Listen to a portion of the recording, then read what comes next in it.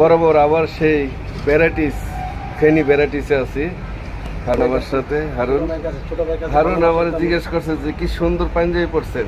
বন্ধুরা একটা সত্যি কথা বলি, এই পাঞ্জাবিটা আমি 13টা ঈদ পার করছি, 14 বছর ধরে এই পাঞ্জাবিটা।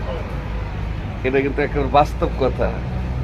আপনার ভাবি আমার এই যে একটা সেলাই কাজ করে এই পাঞ্জাবিটা গিফট করছিল, আর আমি এটা যত্ন সহকারে কি উল্টা পড়ছি নাকি? ঠিক আছে না? আচ্ছা ঠিক আছে। আজকে এই 14 বছর